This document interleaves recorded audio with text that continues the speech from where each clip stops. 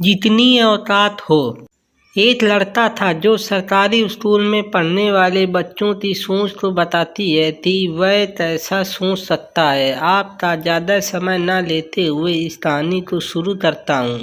एक बच्चा था, सरकारी स्कूल में पढ़ता था। जाहिर सी बात है उसके पिता गरीब थे, उसको प्राइवेट स्कूल में नहीं पढ़ा सकते थे। एक दिन उस बच्चे के दिमाग में आया कि मैं देखना चाहता हूँ कि मेरे पिता कैसी नौकरी करते हैं और कहाँ जाते हैं। यही बात उसने अपने पिता को बताई। उसके पिता ने उसको जवाब दिया कि ठीक है, तुम कल मेरे साथ चल सकते हो। अगले दिन सुबह बच्चा अपने पिता के साथ चला गया।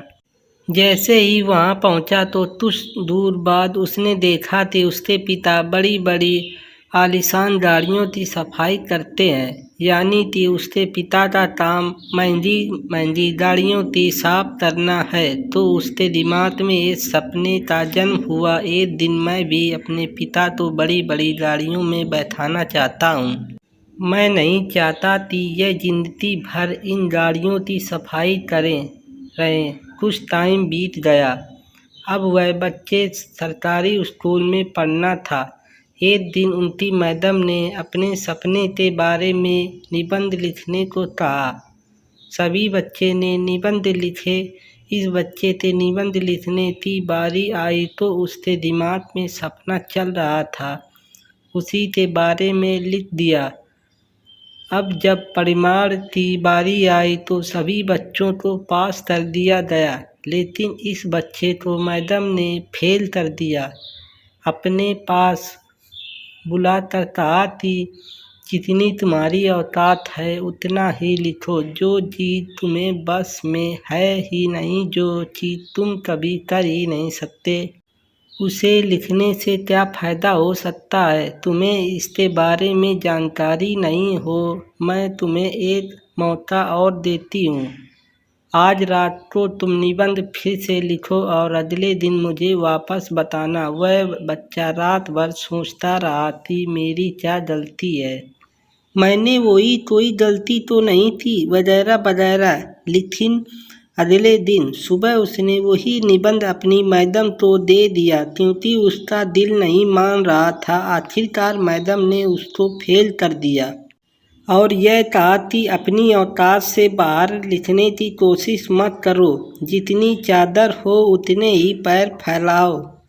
दोस्तों, वक्त बीत गया, साल गुजर गए, लेकिन वक्त पलक के जरूर लौट के आता है और समय बड़ा बलवान होता है। एक मोटिवेशनल स्पीच तो कोई कर रहा था और जहाँ पर जो मोटिवेशनल स्पीच बोल रहा था वही लड़का वह दोस्ताना सुना रहा था कि किस तरीके से एक सरकारी स्कूल की मैडम ने मुझे बड़े सपने देखने के लिए रोका और आज मैं यह कर पाया। तो आप सोच सकते हो आप कर सकते हो। और यह वह मैडम थी भी वही बैठी हुई थी।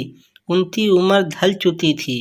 वह अपनी मैडम के पास जाता है और उनके चरण स्पर्श करता है कि मैडम, आपने मुझसे कहा था कि जितनी औकात हो उतना ही सोचो। मैडम, मैं आपको बताना चाहता हूँ कि आप गलत थी और मैं सही था।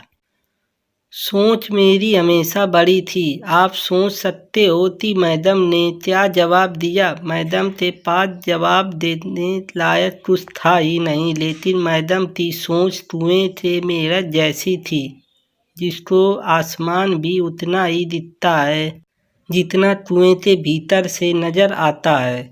तो कुएं के मेरठ जैसी सोच ना रखें दोस्तों। समुद्र की मछली जैसी सोच हमें रखनी चाहिए। कुल मिलाकर इस कहानी का पर्याप्त यही है, बड़ा सोचना चाहिए। जो हम सोचते हैं वह हम कर सकते हैं, इसमें कोई दो राय नहीं है।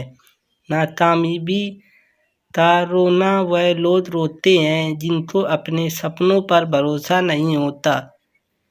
उनको अपने खुद के ऊपर भरोसा नहीं। जितनी जानकारी इस कहानी के माध्यम से आपको दे सकता था मैंने आपको दे दी। फिर भी अगर कोई भूल हुई हो तो मैं क्षमा प्रार्थी हूँ। उसके लिए और आशा करता हूँ कि यह कहानी सुनकर आपको अच्छा लगा होगा, तो कमेंट करके ज़रूर बताएं। तो नेक्स्ट कहानी में फिर से मिलेंगे। सुनने के लिए धन्यवाद। प्लीज़ चैनल को शेयर ज़रूर करें और लाइक करना ना भूलें। तो अगली कहानी में फिर से मिलेंगे।